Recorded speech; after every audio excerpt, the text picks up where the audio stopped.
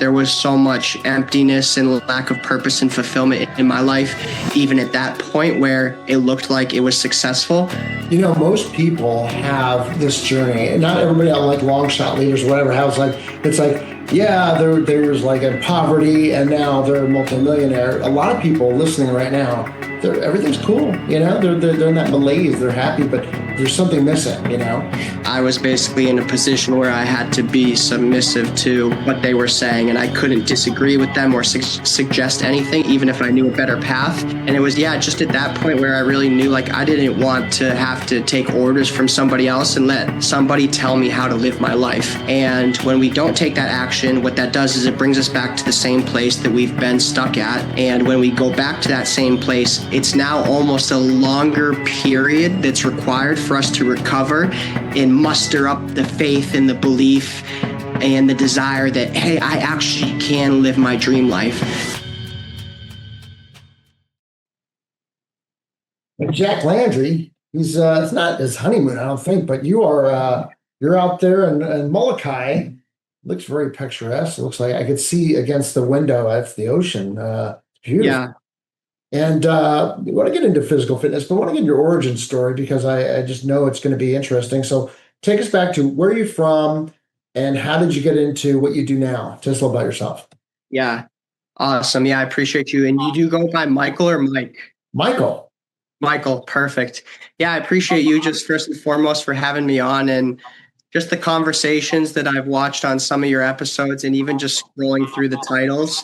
It's really some fun conversations, but also empowering conversations. And I appreciate how you've used your own story as well as other people's story to really show people that it's possible to break free of social constructs and what the system says we need to do and just create the life that you actually want to live. So I appreciate you for that. I commend you for it. I wanted to take a step of leadership, set the tone for your audience. So I just left you a 5-star review on Apple Podcasts. Want to encourage your audience to do the same. So maybe this changes it. Maybe I go back and put a 1-star, but no. Be nice to you no matter what. So you don't have to. So awesome. And yeah, I kind of like to frame my story by talking about who I feel like I'm best positioned to serve, because I typically feel like the person we used to be is the person we're best positioned to help. So with that said, I'm in a position where guys I feel like I resonate the best with are guys who feel like they're doing pretty well in life. They've had success, at least by worldly social standards, but they feel deep down they have so much more. And maybe they just don't know the direction or the next steps, or they're struggling with the motivation or the discipline to get there.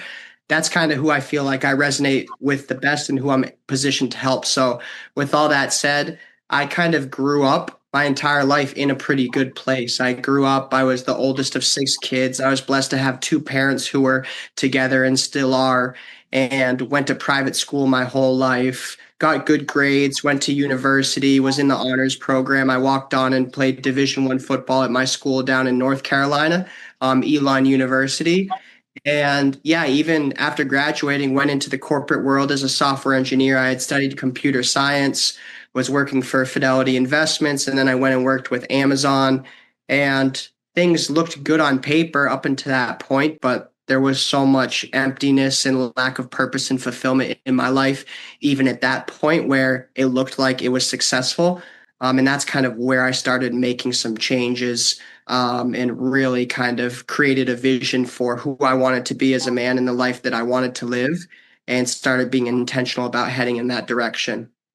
Most people have this journey, and not everybody, like long shot leaders or whatever, it's like, yeah, there's like in poverty and now they're a multimillionaire. A lot of people listening right now, I always talk about this. They're driving somewhere, they're everything's cool, they're in that malaise, they're happy, but they're just not living their full, there's something missing, So they want to be able to move to another, make that paradigm shift and go to the next level. So what was the inciting incident? I think you froze up here. You look like you're frozen. Let's hold on. Okay. We did get frozen. You're in Molokai. So, you had Wi-Fi. He's on a hotspot now.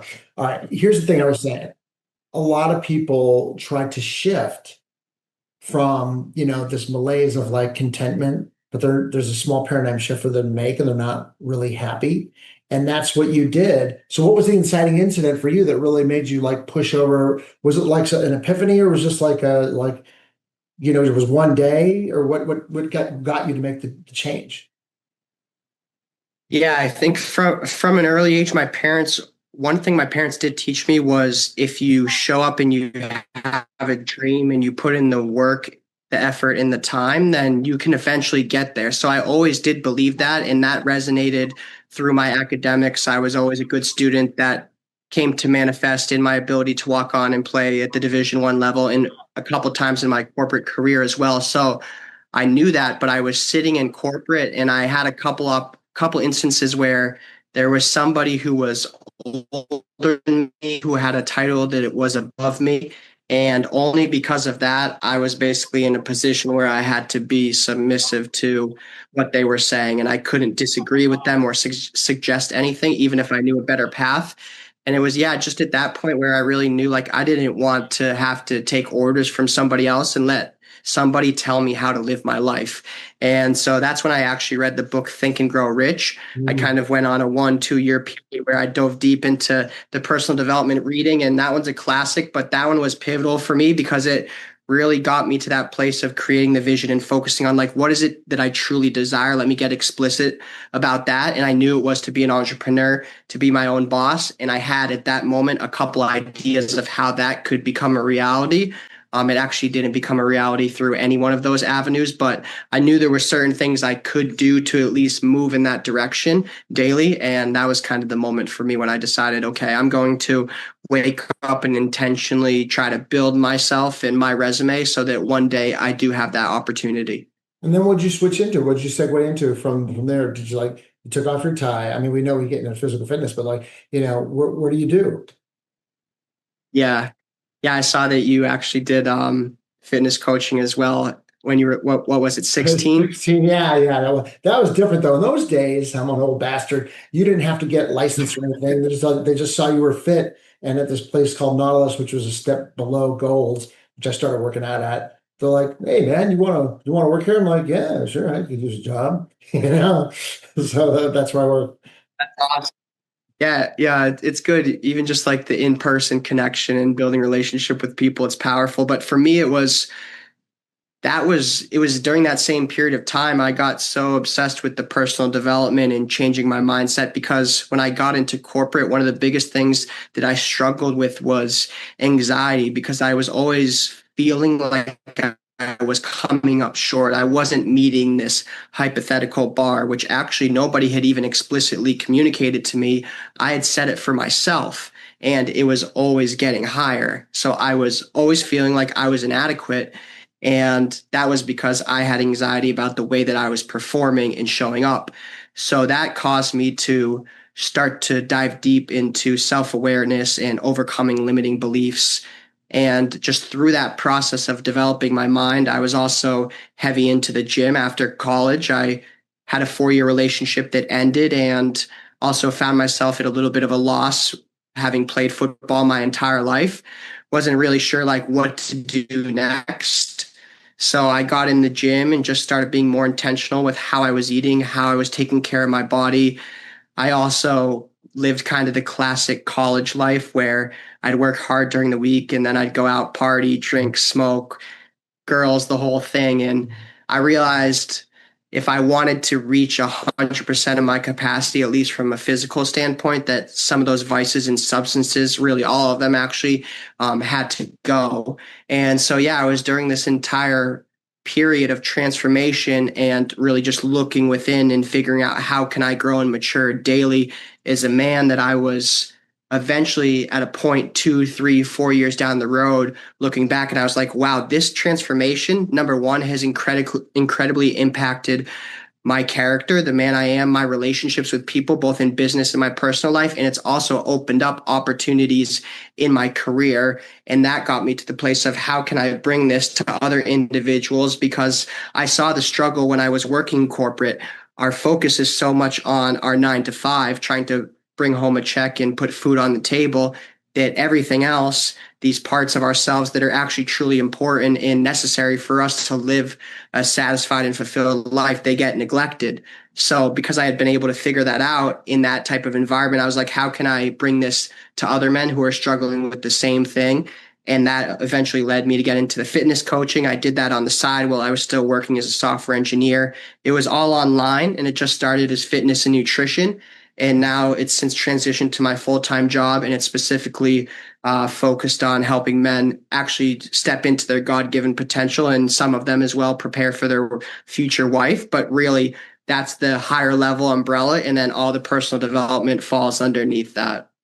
Yeah, it's amazing. When I go on other people's podcasts, I talk about personal development all the time, and they're like, what would you suggest to somebody? What would you do? Well, they're trying to start a business, trying to do X, Y, and Z. And I'm like, I just don't understand why they don't have it in schools. Why not have, Wayne Dyer and Tony Robbins and Zig Ziglar and all those guys like in school? Because and intertwining it with psychology. It's like it's 60-minute psychology and the triad of emotions and why we do what we do and understanding that. And a lot of people are just like, it just boggles my mind because that's really was the paradigm shift for you. And that's what you teach now. And you're still so young, you're probably learning through teaching, and it's just amazing. Do you find that it's getting better, but a lot of guys my age are not willing to do the personal development end, which is, and like guys your age are so much more malleable to do personal development, which is the freaking thing that's going to help you the most to really, I mean, you invest in yourself, Think and Grow Rich, great book. I mean, it's like, we saw it in the incipient stages.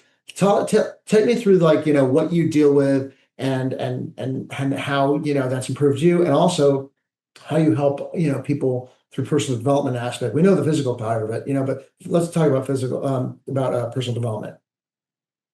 Yeah, that's really good. And definitely, I agree that the older you get, the less prone and willing you are to step into those areas of personal development. I'm going to be 30 this year. And even when I look at guys who are my age, I'm like, the hungriest dudes that I see are like 21. All these kids, they like barely even made it through high school, didn't go to college or dropped out, and they're just so hungry for growth. And I think the reason that happens is because they have less conditioning. So I've seen our ability to get to like a true dream as fueled by either the belief that it's possible I can get to that dream, or I have a desire to get to that place. And either that belief or that desire typically creates a spark. That spark is the motivation to take the action and actually get to that new place. But when we don't capitalize on that spark, it goes out, and that leaves us in a place where we're discouraged because we didn't take action, or we let fear overcome our true desires. And when we don't take that action, what that does is it brings us back to the same place that we've been stuck at. And when we go back to that same place, it's now almost a longer period that's required for us to recover and muster up the faith and the belief and the desire that, hey, I actually can live my dream life. So people who are older, they've had that dream or desire and they've neglected it. They haven't taken action on it. And they've done that so many times for such a long period of time that it's really hard for them to be like, I believe that this is actually going to get me to where I want to be.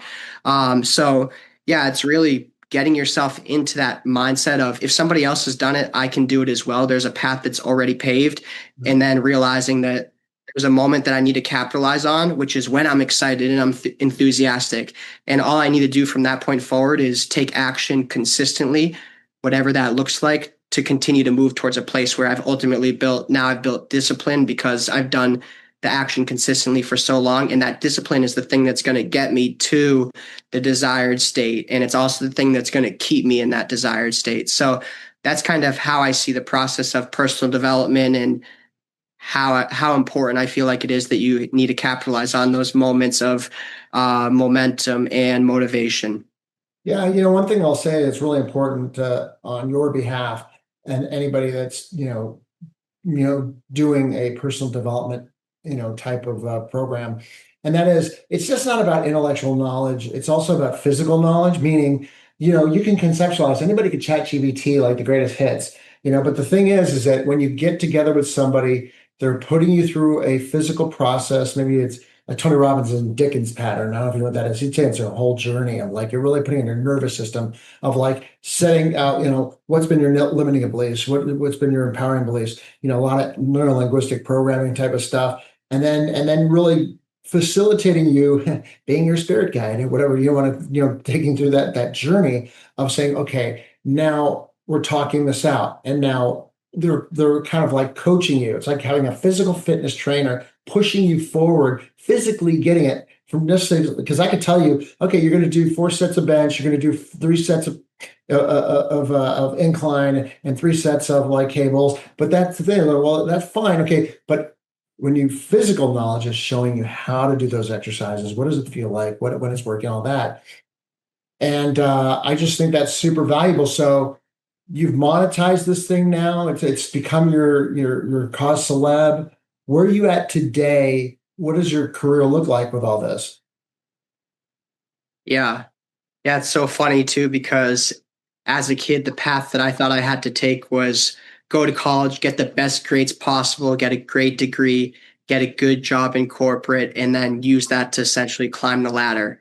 And so when I stepped into this place of online coaching and my primary platforms are now Instagram and YouTube, Mm. to everybody I grew up with, it was like, what are you doing? This is extremely unconventional. But now I'm in a place where it's my single source of income. Last year I actually still was working part-time. So this is my first full year entirely in business. But last year I did 6 figures, only working part-time on Wow. the business. And yeah, now it looks like I can work from anywhere I want. Wow. I get, yeah, it's a beautiful thing. I have, I look at my life sometimes and I'm like, I'm so privileged because it doesn't even feel like work. I get to determine how I spend my time every single day. And of course, that's a weighty responsibility as well, because a lot of people, and I have the opportunity to do it myself, which is just take that and completely squander it and screw off and do nothing. So I consistently have to show up like every single day for my clients, for my audience on social platforms, make sure my number one thing that I want to do every day is provide value. So whether I'm working with guys one-on-one or they're in my group community, or I'm even speaking to people online who could potentially be clients, my number one goal is just to lead with value, to provide people with something that could impact their life that they can take literally today, apply to their life and see change. So that's really what it looks like. And it's, yeah, just continuing to figure out different mediums to bring value to the public. And then once people are in-house, it's a handful of different ways between our one-on-one communication, between coursework, between me giving them assignments, us checking in on day-to-day, week-to-week basis, different ways to make sure I'm giving them the guidelines to get to where they want to be. Because I tell them, like, I'm just a teammate.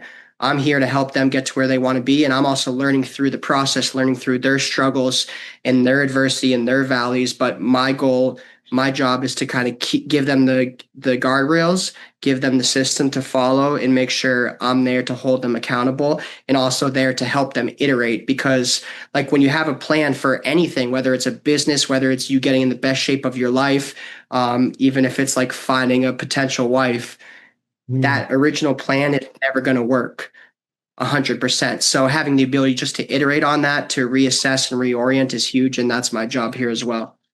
Or you just got married. One thing my wife likes to say, we were destined to be with the other. And I'm like more practical. I'm like, I think that we picked out each other the best we could at that time.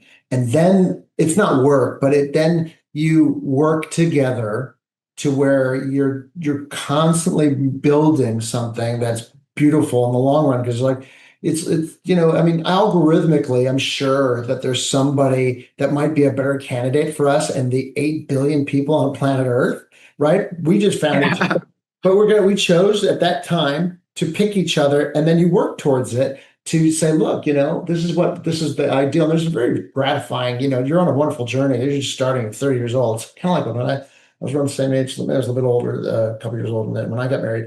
And it's a long journey. It's very fulfilling. Where are you? What are your plans for tomorrow? Like, what's your long-term play? Yeah, with my wife and family specifically, Everything, the or whole just in general with life, business, everything. Yeah. everything. Yeah. Where you want to live, what Yeah. plans for your work, what's your overall goal, mission at this time, which is a good challenge. Right. Yeah, that's great. Yeah, my vision for my entire life is really to continue working where I am, which is serving men in the capacity of helping them figure out how to develop a relationship with God and then how to build a healthy body, mind, business, and relationship with their partner and their future wife. I think I see that really bringing me into the next 2, 3, 5 years. My goal is to build that coaching business to a 7-figure business. And then from there, kind of reassess and evaluate like, what do I want to do next, which could look like some physical locations, not just like a gym, but more like a wellness center, yoga, maybe even having some therapists in person, having the physical training center. That could happen. I have no idea if this is going to happen, and it's just kind of come to mind a couple times, but there's a potential. There's been a couple things like maybe somehow I could end up starting a church. I'm not really sure about that. To be honest, I never really wanted to do that either, but just, yeah, in the past 3, 4 years, I've a lot of my transformation has come from pursuing God. So with that has just been like a change of my heart and my desires. So there's an opportunity I could do that. But all of this, especially the business side of things, like I'm sure me doing something that I'm fulfilled with and I have purpose and I'm excited about is super important to me. Time and financial freedom is so important to me, and this enables me to do that and do something I love and truly feel like I'm giving to people and able to serve them and help them improve in their life. But really, everything I do financially is to support the family that I want to have in the future. So I'd like to have at least 4 kids. I think part of the reason we're out here in Hawaii is to see like if this is a place that we could live and settle down when we do have kids, because I'm from Boston, well, outside of Boston, and my wife is from Philadelphia, but I've lived in San Diego. I've lived in most recently Miami, and I love the tropical weather. I've been this is Hawaii my third time. We both prefer for like a little quieter lifestyle, not really the hustle and bustle of Miami City. So I think Hawaii could be amazing. We're actually going to be going out to Bali from Hawaii. Mm. So Bali, Indonesia, we're going out there July 11th. And I honestly think, Michael, we're going to be out there for like 6 to 12 months, because really what I see it as is an opportunity to just build my business. I have an incredible foundation, but it's like getting it to the place of momentum where that momentum kind of maintains itself. And one of the difficult things that's made it hard to do that is just the constant changing of, I'm in Philadelphia, then we're in Miami, and now we're getting married. We've been running around a lot, so it's been hard to build that momentum. And I think the only thing that's holding me back from staying out there is like coming back to see my family, which is important for me during the holidays. But I think 1 year of sacrifice, and it's like really not much of a sacrifice if we're going to be out in Bali, to build a firm foundation. I really want to see that happen so that when we do have kids and they're in our life, like I want that to be my priority. I don't want to feel stressed financially or feel like I'm having to juggle too many things. I want to show up for my people. So yeah, everything I'm doing, I'm building for that future family so that we can live the life that we want. I think that's great. I think with all you're hitting all the cylinders, as far as, your career, as far as succeeding in psychology goes, it's love, significance, growth, contribution, security. And I think you're hit, I think that's great that you want to be able to, maybe, who knows, maybe you'll start a church with a twist with everything that you're doing. It's in all integrated, and I think that'd be amazing, and also, I mean, the long-term play is like, we're connection-driven people. What better way to, I got a friend, he's 96 years old. His name's Eric Morris. He's written like 16 books on acting. He's got the same theater on Wilshire Boulevard in LA. Jack Nicholson wrote the preface to his first book. he's an amazing guy. And but he's so young because he's around young people all the time, 20 somethings trying to be actors. And he's just an amazing person. He's sharp. And I think that, having a church and continuing to do what you're doing is really just a wonderful thing. It's healthy. So I think that could be great if that's what you choose to do. Uh, no, I'm going to end this on a good compliment. As I asked you to share, how people can reach out and find you. Check out Jack's Instagrams. They're really, how long have you been doing Instagram? But I want to ask you that because I really love the lighting, the music, and the titles it just has a certain, some of them really got a lot of likes, and some of them are like, I'm like, dude, this deserves so many more likes than like it did, So I mean, we all feel like that, but I was like, this is really, nicely done. I thought I'd just give you that little compliment there. There's a lot to digest on what I just said, I but just appreciate. tell everybody how they can find Uh, out about you and see your Instagram channel and everything else. yeah, I appreciate that. Yeah, Instagram is a funny thing too because we have such short attention spans. So it's like I would love to really just get on there and deliver a spoken message, but unfortunately in a 30, 60-second clip, you have to figure out other ways to keep people engaged. So yeah, the visual aesthetics and the music and I like to pull what I call B-roll, like little clips of me in the past and throw those on. It's important, but Instagram, yeah, it looks like I know what I'm doing. I have like 70,000 followers and the content looks nice, but I've been posting since 2023 and I've taken, so many different approaches. I've like talked to busy professionals. I've talked in this position I am now where like kind of God is the center, everything falls underneath. I've done so many different styles and I would even use that to encourage people like where you want to be. It's not going to be easy to get there and it's going to take a lot of reps, but that's the most important thing you can do, which is just do the reps because when you do that, you get feedback. All that's going to do is help you improve. So don't think of it as like failure or me not getting it done. It's just something that's pushing you towards getting to where you want to be. But yeah, I appreciate that. And I think the best place for people to find me really would be on Instagram. You can find me there. My handle is Jack P. Landry. And something I want to kind of give just for everybody listening. I appreciate you being here and listening to this conversation Michael has been leading. And I think if you're kind of like that guy that I explained in the beginning who like knows you have more and you have these ambitions and dreams, but you're just not sure the path you need to take to get there, or you're not sure what needs to change in you for you to attract your partner, or you're just struggling with the discipline and the motivation, then a couple of things I'd like to offer people, which is the first thing is that exercise I typically only run my one-on-one clients through. I like to call it your morning momentum blueprint because I think the tone for our day is set in the first hour of our morning. So if we can prime your body, your mind, and your spirit in the morning, this should be your undisturbed, your undisrupted time.